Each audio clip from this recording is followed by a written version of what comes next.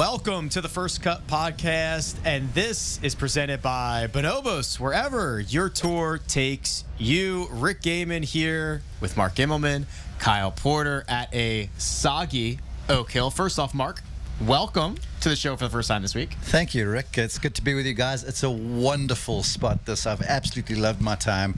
I lived around the corner in Pittsford. See the Erie Canal was sweet, but the golf course is awesome. I think the golf course, honestly, is the star of the show so far. Well, the star of the show, the golf course, KP, had a little Jekyll and Hyde situation here on Friday. It was that fiery 3.5 shots over par early, then the rain started coming in, softened this place up. It was about a stroke and a half difference between the early wave and the afternoon wave. So early late was the winner of the two waves, right? That's what you wanted to be in. I think late. If you look at the leaderboard, I don't know if you've got it pulled up here. I think most of the top 10 was early late, right? Is any of the top 10? Who's the best guy from late early that's on the leaderboard? Rose? Sepp? I mean, most of that is that, which is crazy. I mean, we haven't talked about it much this week, but I think that's one takeaway from the first 2 days is how much of a difference the waves were.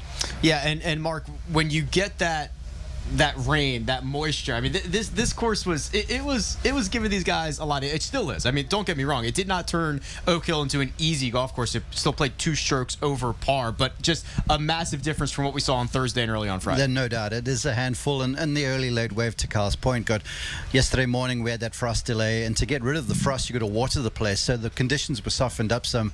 But through the day in round 1 it began to firm up, and then this morning conditions got a bit nasty. It was gusty breezes. I was out there for a few hours. Winds were blowing pretty hard. Greens were firming up. The approaches around the greens were getting harder, so the ball was running away. And more often than not, Rick, I saw balls hit the fairway a few times, bounce on the fairway a few times, then roll through the corners of the doglegs and such. So it was difficult because the conditions were firmer. But then you get some rain, softens the place up. I saw a number of guys hitting balls that were stopping right by the ball mark and such. And when you let these guys do that, they're going to have their way pretty much. And so I would certainly have the advantage to the guys who played early yesterday and late today. And I don't want to get too far ahead of us, but it is worth noting tomorrow's forecast, KP, is basically rain all day long. So if you like it sloppy, playing through some of these annoying conditions, that's exactly what you're going to get. Yeah, which is not what these stars that are atop the board want, right? Guys like Hovland and Scheffler and Bryson and Brooks, they want the, what was the color of the greens that Eggplant. Eggplant. Yeah, it's like a light purple color. Yeah, that's what they want. They don't want it sloppy like that, because that brings, what did John Rahm call it at the American Express last year? A putting contest. Yes. A type of putting contest. That is the family-friendly version. They don't like that. So it will be interesting to see how that kind of affects play on Saturday and Sunday. A trio of leaders at the top of the board. Let's start with Scottie Scheffler, Mark, who finally made a bogey this week. He did it on his 25th hole of the championship, and he would add another on 18, his final hole of the day, but he offsets those with 4 different birdies on the card, a 2-under 68, and he is one of the Pacers at 5 under. You know, I just find it fascinating to watch Scottie Scheffler play. He's just so complete, but to me, more than anything else, he's so complete between the ears, because think about what happened last week in Dallas. He was in contention, was the prohibitive favorite going into the final round, was kind of scrappy, to be honest with you.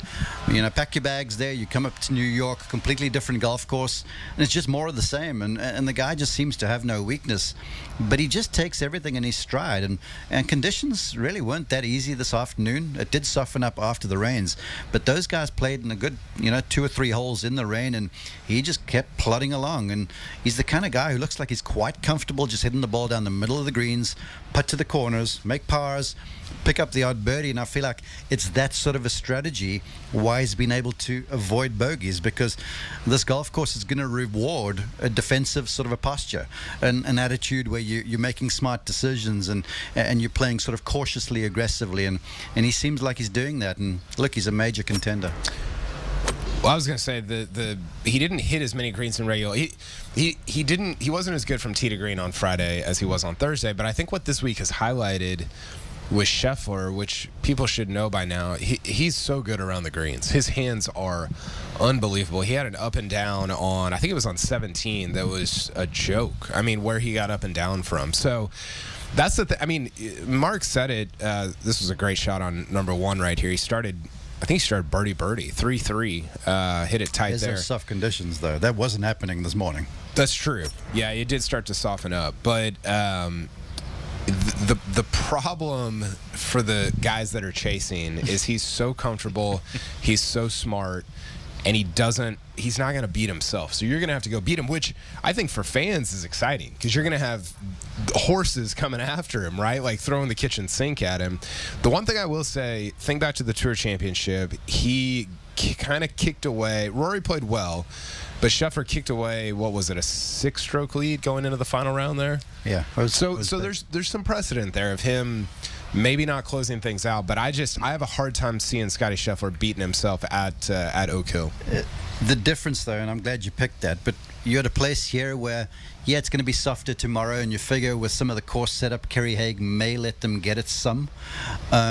But I still feel like this is a different test compared to what Eastlake was when Scottie won. You know, Eastlake, they're playing in August. The ball's going a long way. You can go ahead and play offense the whole way around. So Rory did. Chased him down with 64 or whatever it was. This benefits Scheffler, right? You just put the ball in the fairway. You put the ball on the green. You make 4 and you ask them to get you. And then you get a little silly and you attack 1 or 2 of these hole locations with the fall-offs and stuff. And all of a sudden it's the soft bogey and then Scheffler extends the lead. 70-70 from Scheffler. Does that get it done? No. Too many chasers, and I think Saturday scoring is going to be the best of the week. Okay. So No. 70-70, he doesn't win. I don't think so. So it'll be 6 under, 7 under, you think? Yeah. Okay. I said, beginning of the week when we were having a discussion, when I got you on Tuesday, someone said, so what do you think wins? And I looked, and Tuesday was that gusty day, right? Mm-hmm. And I was like, golly, the way it is right now, I'd take 4 or 5 and get in the clubhouse. But then after conversation, we were all sort of settled on 4 rounds of 2 under. So I'm going to stick with 8 under. I think 8 under kind of gets it done. It does depend on Saturday. If it is soft, then 8, might be it. I thought after yesterday it was going to be like 2 under. We made the case for it. We were like, okay, if you get to 15 strokes gained and it's playing at 73.5 every day, like you could conceivably get it to even par. But the setup matters so much. You know, you look at the green, the pin positions matter so much. You look at these greens, there's so many different places to put the pins. Right. You can manipulate the golf course to be a 4 over course or a 2 under course, depending on where you put the pins. But the one thing you cannot manipulate is the weather. Yeah. And we saw that, you know, as the rain came in, the wind just absolutely laid down. When I was out there this morning, big time, it was gusty and nasty. I mean, that par 4 6th, I watched some guys going in there with 3 and 4 irons and stuff, and that green is minute. And I looked at this place going, goodness, this is almost not unplayable, but it's a handful right now. Later in the day, guys hitting wedges, they're stopping, no wind. It was open season, so the weather will have a say-so as well. Yeah, 67, 68 for Scottie Scheffler, 5 under par. Corey Connors, slow and steady, won the race for Friday. 3 birdies, just 1 bogey on the card for the Canadian. We have, or at least I have, kind of poo-pooed his actual chances of winning this golf tournament. I think I still sit there on a Friday night. I love you, Corey. You're great, but I'm not necessarily sure I see a path to victory for him. No, I'm not a believer in Corey Connors winning a major championship. Could be wrong. You know, Justin Ray had a great stat about there's so many similarities between him in 2023 and Jason Duffner in 2013. So could Corey Connors win this major championship? Absolutely. But if you look, Rick, at the run of major champions that we've had over the last 4 years, there's not a Corey Connors among them. And that's not to disparage him as a player. He's a very good player, but it's been basically stars and superstars only for 4 straight years, and I think that continues at Oak Hill this week. He's capable of doing stuff like that, Mark. If you're watching us on the video here, on the YouTube, able to stuff it quite close and doing enough with the putter to keep him in this. I would venture a little wider than that and say the way he drives it. You know, you're playing from the fairway all of the time. It lets you play offense. If you drive it in the rough this week, you are playing defensively. And if the place happens to firm up, I'm not sure if it will with the rains tomorrow. If you're playing from the rough, you've got nary a chance to hold some of these greens. But if you're playing from the fairway, you can get after it, as we saw with Corey Connors today. I mean, to get around here with just one bogey and really never, ever look challenged. He didn't look like there was any high stress about it. And if you can continue to do that, then you're in that place where you're comfortable-ish in an uncomfortable environment. And that's going to be, to me, a telltale deal as well. The third man in at 5 under par was actually behind us on the driving range until about 5 minutes ago. It's our beautiful boy, Viktor Hovland. The beautiful boy. Followed up the his other own beautiful boy. Thursday 68 with a Friday 67. This was splendid. Yep. He was, again, I haven't seen the final numbers, but as of a couple of minutes ago, he was lapping the field in strokes gained approach like by 3 shots. He stuffed one on 17. He stuffed one on 18. He made the birdie putt on 18. Take a breath, Rick. I'm lathered up right now. How do you feel? I think what's exciting about Viktor is it's almost like we're watching somebody learn how to play majors in real time.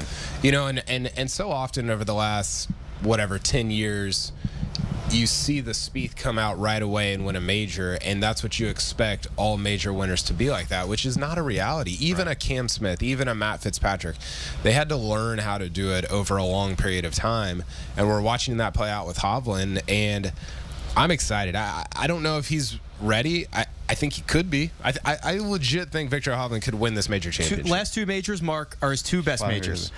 Nobody's ever ready to win a major. I don't care who you are, even Tiger Woods. You know, it's just different. Your body goes through different sensations. But he's been there. He's been in the final group, so now he knows. And he's more ready than he was. I think you're preaching. I'm completely on board with Viktor Hovland. When he hits some shots, and I was out there with him on Thursday, he hit the shots that you needed to kind of hit in a major championship to keep rounds alive, because you're going to have this moment. I don't care how well you're striking it. There's going to be that patch where stuff isn't going your way and you have to recover. You got to stay relevant and stay in it. And he showed me that he could, and he just seems to be gaining in stature some. So look, I'm on board, Rick. I'm with you on Viktor right now. Final group on Sunday at the Open Championship. Yep. Final group at the Masters. Are they going out in two or three tomorrow? Second to last group of the Masters, right? Was he in the final group? I thought it was Brooks and Rahm in the final group. Break the tie, Mark. What do you think? I don't remember. Final pairing at the Masters was Brooks and Rahm. All right, I'll take your word for it. I think it was Cantland and Hovland in the, remember, ahead of them, because Brooks was yelling about that sounds slow play. That's right. Yes, that's exactly what happens. Okay, so those 3 at 5 under. Then we've got ourselves a bit of a gap here to the 2 players at 3 under, Justin Suh and Bryson DeChambeau. Let's start right there with the not so beefy one anymore. Bryson, obviously, I thought you were going to say Justin. No, yeah, he's not beefy. He could. He can move it for his size anyway. But Bryson got off to a slow start here. Bogey on 3, double on 6, makes 3 birdies between 11 and 14 mark before 1 square on 18. So it's 2 off the lead and playing to his strengths here around Oak Hill. I would say so, and I feel like he sort of got by his bad day a little bit here, and he's still very much relevant. And there's a different demeanor about him right now where it seems like he's almost a little bit more thankful for what's going on.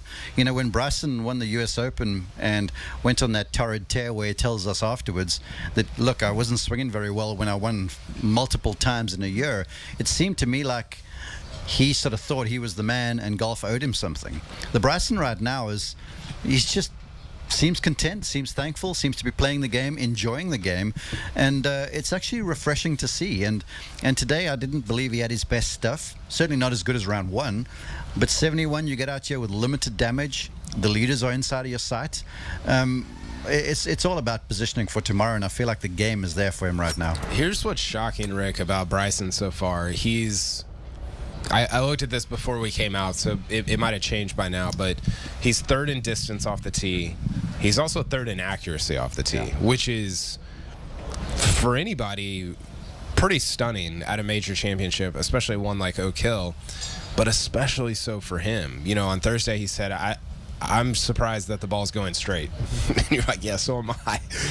But it's allowing him to contend. He's not really putting it that well so far. He's just striking the hell out of it. And I don't know if that can continue, but it's been impressive the first 2 days. What he has done with regard to that putting to me is whenever he's had something long range or significant, and a lot of these greens have got a lot of movement, so you have to be good pace control wise, and I feel like he's left himself a number of putts where It's a great he's shot. sort of tapping in from a couple feet or so stress free. That save behind 14 was mammoth, but I feel like he got a bit fortunate over there. But the pace control on the greens is good. And I feel like some of the pitch shots he's hit around the greens have been sound too, Yeah. because remember he plays with that the one length Right. irons that are quite upright, and so on some of these very tight lies here, it doesn't allow you the luxury of laying the club face open. You've almost got to stand the shaft up like he does, play front edge golf, and he's done that. And it's some very good short game pitch shots around the greens. So around the greens, I feel like he's been stout. Yeah, and the one thing about his technique, he's got that end of range of motion technique that he uses, and when it's on, he said to me, he goes, he feels like he can never miss it left, and so he can just swing away, and I feel like that's why some of the accuracy is there off the tee. Well, Bryson, a big name in contention heading into the weekend, and there are many more big names that we still need to talk about, but first we're going to take a quick break.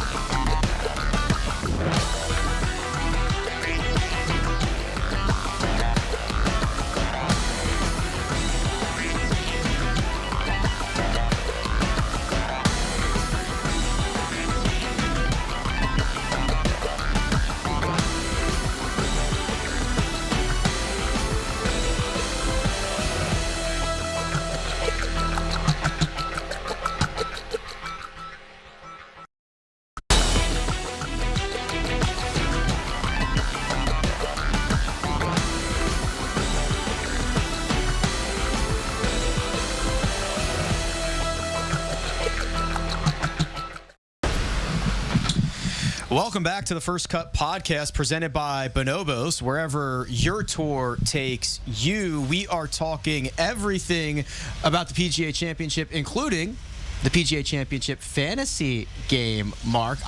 We showed this earlier. I'm whipping Kyle in our little game here. We're losing to Steele Da. Who's currently the leader in our pool, Mark, because he's got Colin Morikawa, Patrick Cantlay, Viktor Hovland, and because you've got to choose one of the club pros, he went with Michael Block. He's beat That's why he's everybody. winning. Yeah, look, I was out there with Michael Block today, and you speak of swagger. Yeah, He has that dude's got some tons of swag, that guy, and he hits the ball straight. He doesn't look like he's awed by the moment. He's just relishing it, and man, right now he's well within reach. I'm keen to see what he does tomorrow. We chatted with him after the round, and he has quickly changed his expectations from just being out here to making the cut, and then he said, well, top 20 wouldn't be so bad. Well, the goal was for him was going to be, he had one more thing to do, and that was be the low club professional in the PGA Championship. Well, he's got that iced, right? Because no one else made the cut Yeah, I of the think club he's got pros. it iced. So he's got that thing done and dusted. So, man, it's free swinging from here, isn't it? What a cool weekend to have ahead of you. You made the cut. You're in it. Just let it go. That's pretty sweet. He also might shoot 80 tomorrow. He also didn't have a lot of he booked a flight home on Saturday morning before the week, so he's got to change that. Not a lot of confidence he was going to make the cut, but a good problem to have at this point. I'm going to tell you something that in all of my on-course broadcast career has never happened until today. I'm standing there on the par 3 fifth. Michael Block, that is, had just made bogey on the par 5 before that, that and the he's well in contention. I'm 30 yards in front of him off the right side of the tee. He's got 9 iron in hand, and I'm setting up here for a call. And as he makes the pass, the next thing, this ball flies straight over the top of my head, hits a tree off the golf course, out of bounds, and kicks back in. I've lost it. I'm looking all over the show trying to make a call now, and my utility's like it bounced back into the golf course over here. I have never. at a professional golfer hit one or shank one over my head in all of my years of calling golf. I don't understand. You're out here a ton. You watch it. So these guys get so many kicks back into play. Rahm got one on, was it 16 or 17? I think it was 16. He hit it out of bounds and it kicked back into play. It's unbelievable. Are those kicks or are those people throwing balls back in the fairway? Who can say? That's a good. We should mine. It's the fans turning their back on certain players. Yeah, we should mine into that at some point. So we'll keep an eye on that PGA Championship fantasy contest that we have going on for the rest of the week. And we've got another big name. KP, I got to admit to you. Brooksy's 66. I kind of got lost. Like, I didn't even really notice it, right? I mean, there was a lot happening as everything was going on. He just finishes in a flurry, comes in 31, and he is now a mere 3 shots off the lead to tie for 6th. Round of the day? I think it was the round of the day and tied for round of the week with Bryson 66 yesterday. Does that sound right? That sounds right. Listen, the Brooks thing is interesting because I came into this week thinking, okay, Brooks was terrible at the majors last year. I don't really buy all the health stuff because the year before that, he wasn't healthy and he almost won 3 of them. So I thought it was mental. And then he almost wins the Masters. And you're like, okay, is he back? Was that a one-off? What's going on here? And this sounds crazy because it was one round on a Friday in the rain at Oak Hill. But I genuinely think Major Championship Brooks is back. Now, for how long? I don't know. Is that going to last 5 years? Is it going to last 2 years? I don't know. But I'm a believer again. I'm in.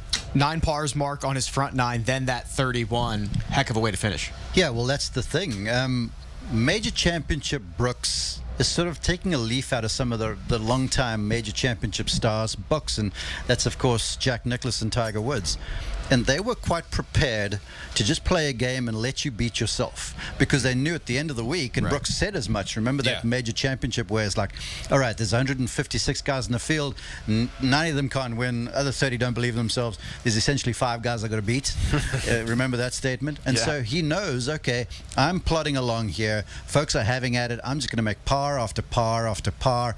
I'm going to have my run at some stage, and he showed that today. And it was, to me, a bit of a masterclass, really, for a guy who, like you point out, hasn't been that good in the majors lately. Yeah. But he kept on crowing about the thing, saying, I feel healthy. You know, my leg lets me push off. My leg lets me walk golf courses and bend down and read putts. So I think he's around for a bit. I'm certain. I'm certain to my soul that he's ruining the decision that, you know, you better start playing well, else he's not going to get a lot of these things because of the current setup in golf. So it's cool to see Brooks back. He's good for major championships, I feel like, and I'm keen to see if he takes what he said he learned from the Masters misstep and puts it into practice this weekend. The thing that Mark's talking about, there's only 10 guys that can win it. Yeah. I wrote about that quote this week, and my question was, is Brooks even still in it? And I think the answer after 2 days is yes. Firmly, yes. 3 shots off the lead. And KP, we sat here 24 hours ago and we said, wow, Rory McIlroy salvaged his Thursday round. And if he does something special on Friday, who knows? He might be inside the top 10 by the time we head into the weekend. Well, it wasn't super special. It was a 1 under 69, which I guess on this day was pretty darn good. That moves him into a tie for 10th. Rory McIlroy, the 5th or 6th guy that we have spoke about tonight, 4-time major winner Rory McIlroy is on the first page of the leaderboard with 2 rounds to go. It's pretty crazy. I've been very impressed, Mark, with his resilience over the first 2 days. You know, he shot 38 going out on Thursday, and you kind of looked at it and thought, okay, Masters all over again. Here we go. And then he got it together and shot a pretty decent 71. Same thing again on Friday. He's 2 over through 7, and you're like, okay, he's going to fade. And he didn't. He put together 3 birdies over his last 10 holes there. And then afterward, we were talking to him, and he said, you know what? I'm hitting it great on the range. it's not translating out on the golf course. I can't hit fairways. I might just tee it up as high as I can and let it rip on Saturday. And you can just hear the entire interview area just, oh my gosh, here we go. You know, it's going to be interesting to see if Rory can win a major like this, because all of his major wins have been as a front runner. But the front running hasn't worked recently. He led this tournament after the first round last year and then faded late. So it's going to be fascinating. Well said. Now, look, I'm not one to query Rory. He's a generational player. He'll be a Hall of Famer, future. But I just feel like the way he's played these first 2 rounds is like Rory maturing into a guy who can win a major championship with his B game, to use a Tiger Woodsism. You know, when Rory was on his A game, he'd dust fields and win by 9. And like Congressional and Kiowa and such. But here he's come in here with very little form. He's lightly run. He hit the thing all over the joint Thursday and Friday and got out here and he's inside the top 10. And to me, that's sort of showing where he is mentally. Even though he's not hitting the ball great, he's going to have to iron that out some. Yeah. But I don't feel like just go ahead and just blast and just throw caution to the wind, because par is still going to be a good score. And if you notch off 1 or 2 tomorrow and you at least get into the red, he's big in with a shot on Sunday. And if you post something, you never know, because this closing stretch of holes is about 1,000 yards worth of mayhem.